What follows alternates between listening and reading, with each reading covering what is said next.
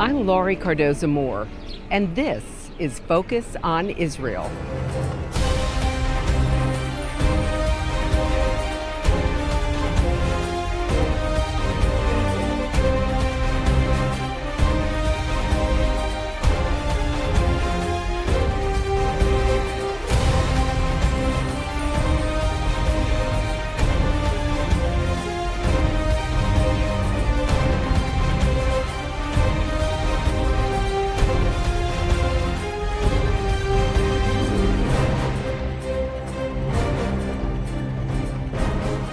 Did you know that many New Testament scriptures have been twisted to justify anti-Semitism? How can you learn how to recognize and stand against this misuse of the Bible? On our program today, you'll hear from a distinguished New Testament professor, and the truth will set you free. Hello, and welcome to this edition of Focus on Israel.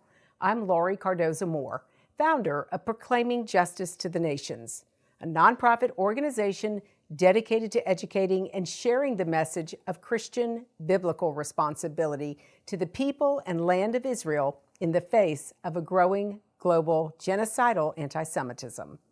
Proclaiming Justice to the Nations was birthed to stop the silence, to wake up Christians and people of conscience to the realities of a world bent on destroying Israel and the Jewish people. Since 2005, PJTN has a proven track record of fighting for the rights of Israel and the Jewish people, a record of standing firm in the face of overwhelming odds against a world of Jew and Israel hatred, a record of not compromising on the very plan of God. PJTN's strategy involves a campaign of biblical truth. The more Christians who see our materials and our media content, the more that will stand with the Jewish people and Israel. Media is a prime weapon of our strategy. On our program today, we have a renowned professor who is joining us from Vanderbilt University. Her name is Dr. Amy-Jill Levine. She has a distinguished career, and I'm excited about introducing you to her today. Dr. Levine is a university professor of New Testament and Jewish Studies, Mary Jane Worthen Professor of Jewish Studies, and Professor of New Testament Studies at Vanderbilt Divinity School and College of Arts and Science. She is also an affiliated professor with Wolf Institute, Center for the Study of Jewish-Christian Relations at Cambridge, England. She has held office in the Society of Biblical Literature, the Catholic Biblical Association, and the Association for Jewish Studies. Her books include The Misunderstood Jew, The Church and the Scandal of the Jewish Jesus, The Meaning of the Bible, What the Jewish Scriptures and the Christian Old Testament Can Teach Us, and The New Testament Methods and Meanings with Warren Carter, and Short Stories by Jesus, The Enigmatic Parables of a Controversial Rabbi. Dr. Levine also co-edited the Jewish Annotated New Testament with Mark Brettler. She holds a BA from Smith College and an MA and PhD from Duke University, and honorary doctorates from the University of Richmond, the Episcopal Theological Seminary of the Southwest, University of South Carolina Upstate, Drury University, Christian Theological Seminary, and Franklin College. Professor Levine presently teaches New Testament at Vanderbilt University School in Nashville, Tennessee. A very bright and articulate Jewish scholar teaching about Christian scripture in the very belt buckle of the Bible Belt. Most unusual. We had a very enlightening conversation about how numerous scriptures have been twisted over the centuries to propagate Christian anti-Semitism and replacement theology. For most of Christian history, replacement theology has been the mainstream interpretation of the New Testament of all three major historical traditions within Christianity: Orthodox, Roman Catholic, and Protestant. Dr. Levine expounds on how various scriptures have been taken out of context and used against the Jewish people as a dangerous and deadly weapon. Thank you so much for being with us today. Happy to be with you. This is exciting. We've been trying to make this interview happen for some time. About 15 years, oh yes. my gosh, yes, I know. I can't believe that much time has gone by. But your interview today is very timely. It's a very timely one, and it's unfortunate that we even have to have this conversation. But I want to talk a little bit about your background first before we get into some of the questions that I have for you for today's program. It's interesting that you, being Jewish, from the Orthodox Jewish persuasion, teaching at Vanderbilt Divinity School, teaching New Testament studies, and to Christians, yeah, and so teaching how did that about happen? the Hebrew roots of Christianity. So how did this happen? Well, I do belong to an Orthodox synagogue, but I am not Orthodox in practice. But, this is my community and I love it. When I was a child in New England, I grew up in a neighborhood that was predominantly Roman Catholic, Portuguese Roman Catholic. And when I was a little girl, a kid on the school bus said to me one day, "You killed our Lord." Mm. And that made absolutely no sense to me. So I started asking questions. Why would somebody say something like that? Right. I started going to religious education class with my Catholic friends to trace out where this anti-Jewish teaching came from. I was 7 then. I'm about to turn 62. I've been doing this a very long time. And as I've continued to ask questions and continued to study, what I realize is that one can read the New Testament and become anti-Jewish, but that's not necessary, and it's not the correct way of being a Christian, and it's bad theology. I want to begin with one of the most important projects you were involved in editing, the Jewish Annotated New Testament, and I understand that there is a second edition out. As of September 2017, yes. So in the second edition, we have about 70 separate Jewish scholars, none of whom, by the way, is a Messianic Jew. They are just Jews, saying, how do we as Jews understand the New Testament writings, Matthew, Romans, Revelation, in their own Jewish context in the first sin? And we said, not only give us the history, but tell us what you know about how Jews would have responded to some of these passages over time. Talk about how some of these passages have been interpreted in anti-Jewish ways, explain why that's wrong, and show the better way of interpreting it. So for every biblical book where we know that sermons are going to go off track or Bible studies will wander into anti-Judaism, we pulled out little gray boxes saying, don't go here, wrong, go here instead. And then we put in close to 50 back essays to provide pastors and Bible study leaders and anyone interested in the New Testament the Jewish information they need in order to read the Gospels appropriately. Who were the Pharisees? How did Jewish law actually function? How have Jews looked at Jesus over time? How have we looked at Paul and Mary over time? What is the state today of Jewish-Christian relations, and where might we be able to go in the future? But we do hope that Jewish readers would read the Jewish Annotated New Testament, because the New Testament, as you mentioned, is part of Jewish history. Right. If I want to know about Jewish women in the Galilee, the New Testament is my best book. If I want to know anything about Pharisees, well, Paul is the only Pharisee from whom we've got written records. Of course I would read the New Testament. And whereas we Jews will not agree with our Christian brothers and sisters about, say, the Trinity or what happened on Easter Sunday, surely we can agree that Jesus was a Jew talking to other Jews, and he had to make sense in that context. Moving on, I want to talk about the history of Christian anti-Semitism and its origins. You have found verses in the New Testament, specifically in the books of 1 Thessalonians, a passage in Matthew, and in John chapter 8, that historically have been used by Christians to persecute the Jewish people. What have you found, Dr. Levine? As if people need excuses for evil. In the Gospel of Matthew, chapter 27, Matthew depicts all the people. The Greek is pasolaos, all the people, every person, clamoring for Jesus' crucifixion. Crucify him, the crowd says. Let his blood be on our heads and on the heads of our children. And because of that verse, Christian readers said, oh, it's not just the Jews at that time and place who are responsible for backing Pilate into a corner, but it's Jews at all times, their children and their children's children down from the generations. In the Gospel of John chapter 8, Jesus says to the Jews, and the Greek here is Judaios, the Jews, you Jews are children of the devil, and you always do your father's desires. I have twice actually been asked by nice Christian ladies whether I had horns, because between that verse and Michelangelo's statue of Moses with the rays coming out, they were convinced that Jews had horns because we were actually children of the devil. And when I said to them, no, we don't, they were actually quite relieved.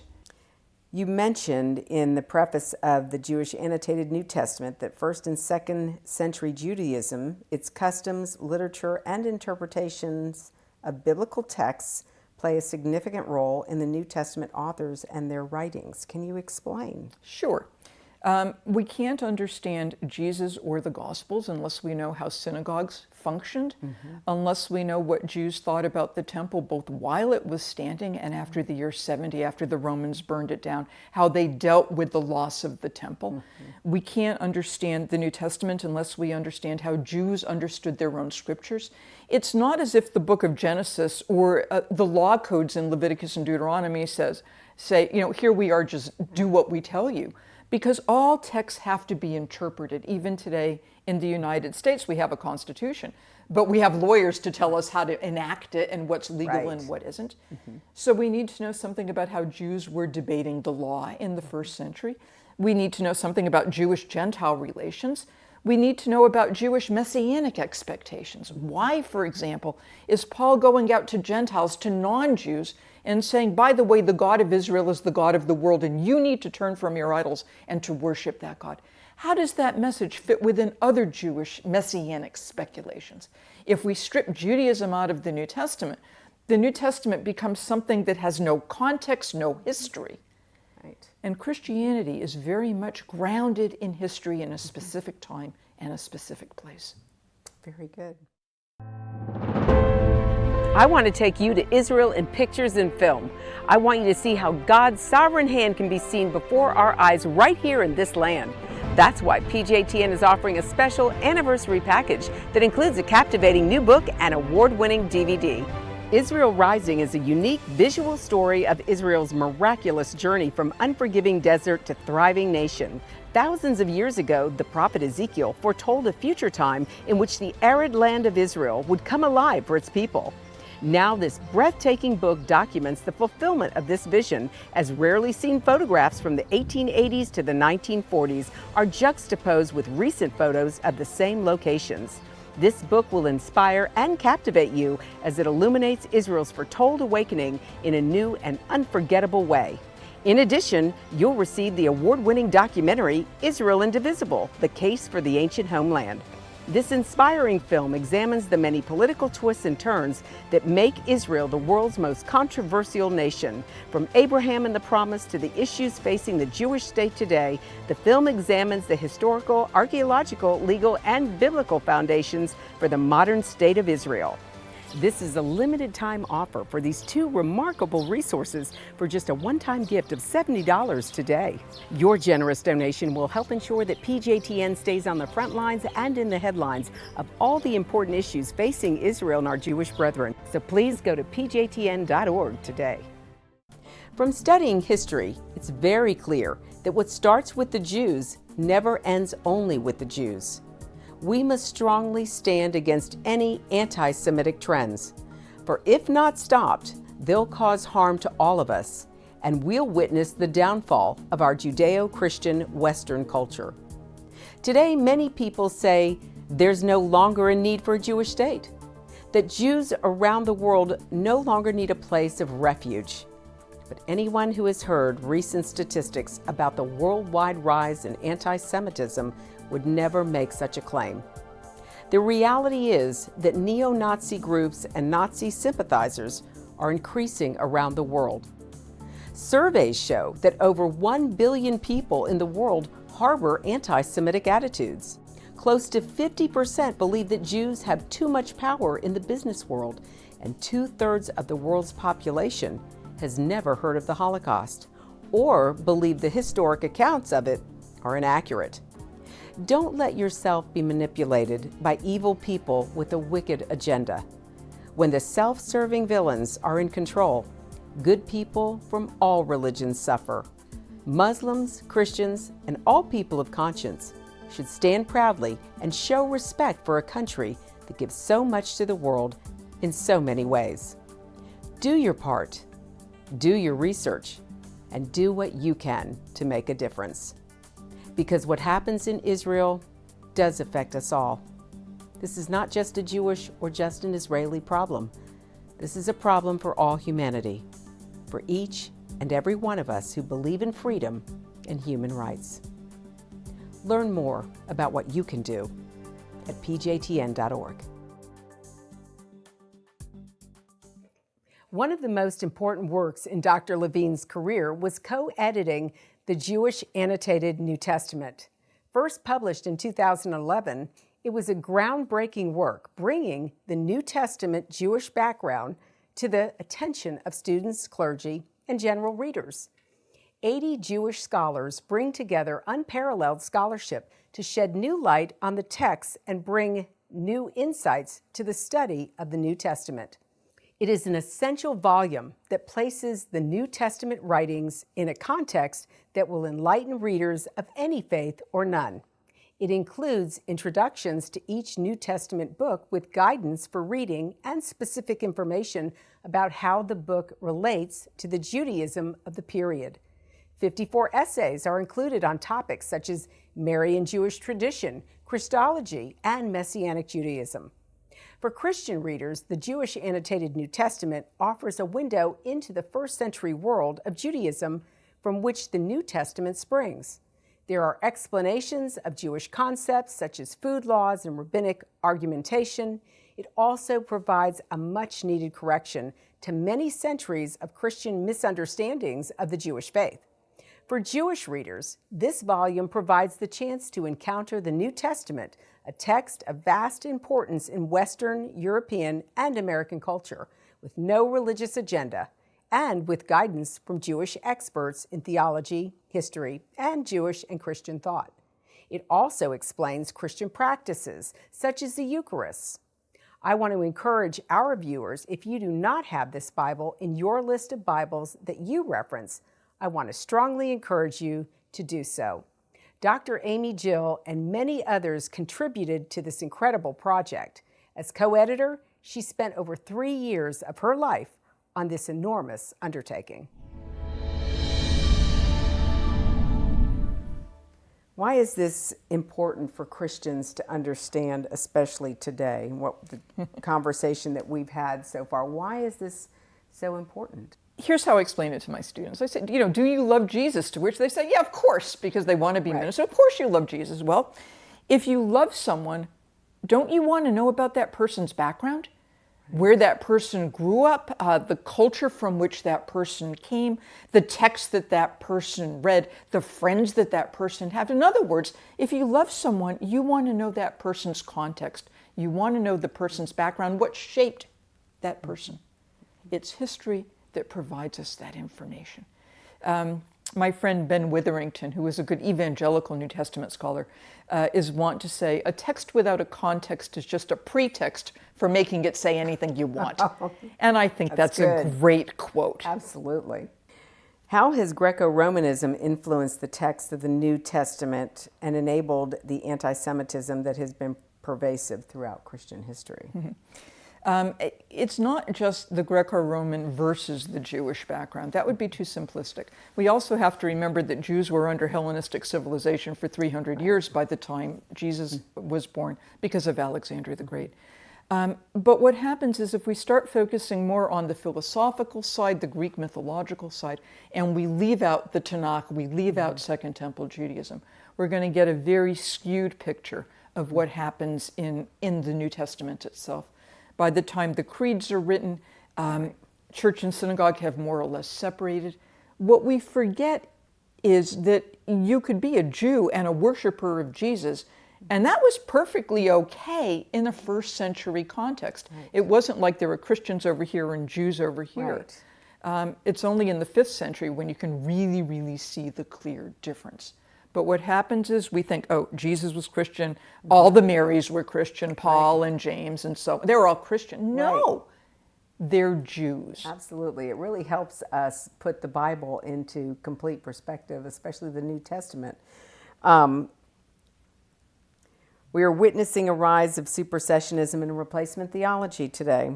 With the recent Bethlehem Bible College In Bethlehem, Israel, many evangelical Christians are adopting the narrative that Jesus was a Palestinian and he would have been prevented from passing through the checkpoint of the IDF if he were here today.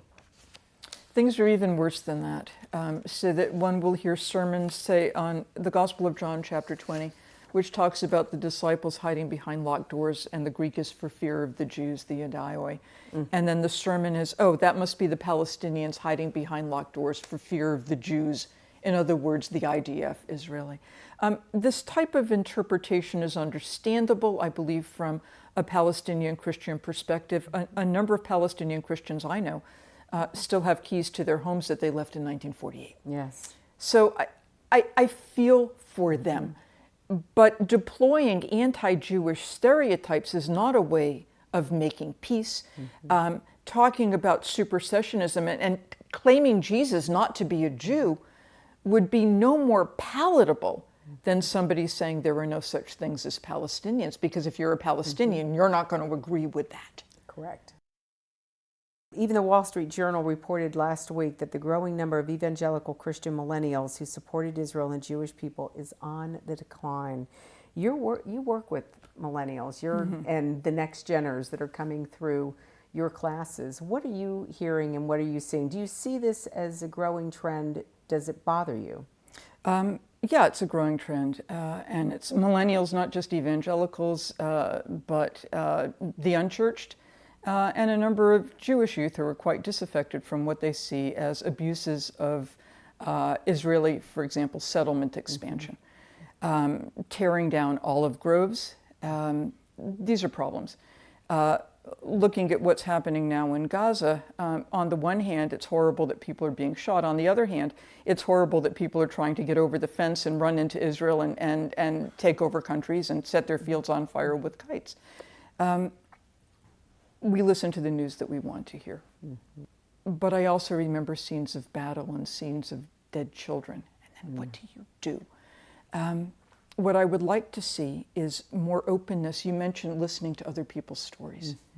I think it's important to listen to Palestinian stories, Palestinian Christians, Palestinian Muslims, and to listen to Jewish stories, Jews from Shalom Akshav, from Peace Now, Jews who are part of settler movements, and say, how do we share this land? The biblical view, as far as I can tell, is a view that says, yes, the land belongs to the Jews, but not only the Jews. Learn how to live together in peace and figure it out.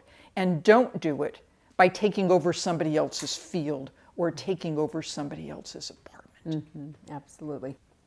Many Christians, when asked, are unfamiliar with these terms and how they perpetuate anti-Semitism. And I'm talking about the terms of supersessionism, replacement theology. What is modern day anti-Semitism?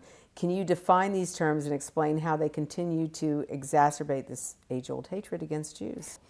Replacement theology is a specifically Christian way of looking at things, which says the Christian church takes over all the promises God made to Israel, all the covenants with Abraham, with David, with Moses, all that passes away from the Jewish people and goes to the followers of Jesus. So that replacement theology sees absolutely no value in Jews remaining as Jews because they see Judaism as a dead religion. And any Jew who continues to hang on to our ancestral faith is looked at as being replaced, something in the past, something to be consigned for the trash heap. So where do Christians that adhere to that mentality or that belief, where do they get this from? When in the Gospel of Luke, Jesus talks about a new covenant, and this is the Last Supper scene, they say, oh, well, the new covenant means that all those old ones are done. Except that's not what a new covenant means. New covenants don't do away with the old one, they add to them. Have you experienced anti-Semitism? Oh my gosh, yes. I've had students who refuse to work with me because I'm a Jew. I've had swastikas slipped underneath my door. I've had threatening letters. I've had threatening phone calls. You know, and sometimes I'm not sure what they're so upset with me because do they work because I'm a Jew? Are they concerned that I'm a woman and I'm interested in the role of women in religion?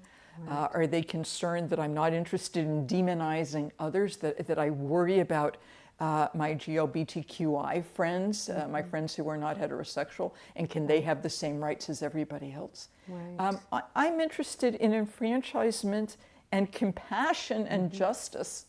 Right. There are other people who are interested in swastikas and nooses. Yeah.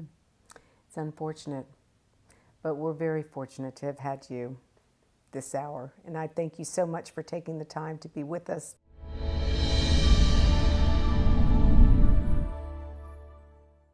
Once again, I can't say enough about this valuable resource that I use almost daily in my Bible study. It's available on Amazon and other online bookstores. Well, that's our program for today, and I want you to know we appreciate your support. The time to take a stand is now. Be a leader in your community and in your church. One person can make a difference. Get involved with and support pro-Israel organizations such as PJTN. Call your senators, congressmen. Let your elected leaders hear from you. Visit our website to learn more. Sign up to receive action alerts and order our films to share with family and friends. Please encourage everyone you know to tune in and become informed. God bless you, and thank you for all you do on behalf of our Jewish brethren and all Israel. We'll see you next time on Focus on Israel. To support this program, send your tax-deductible gift to Proclaiming Justice to the Nations, P.O. Box 682711, Franklin, Tennessee 37068. You can also support PJTN online. Visit pjtn.org or call 1-877-873-9020.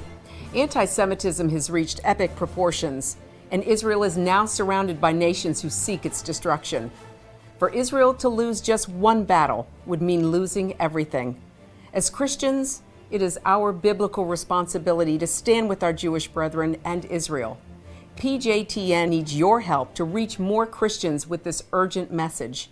Please visit our website to become a member today and order our award-winning documentaries. You must decide that you won't be silent. Sign up now at pjtn.org. God bless you, and thank you for your support and prayers.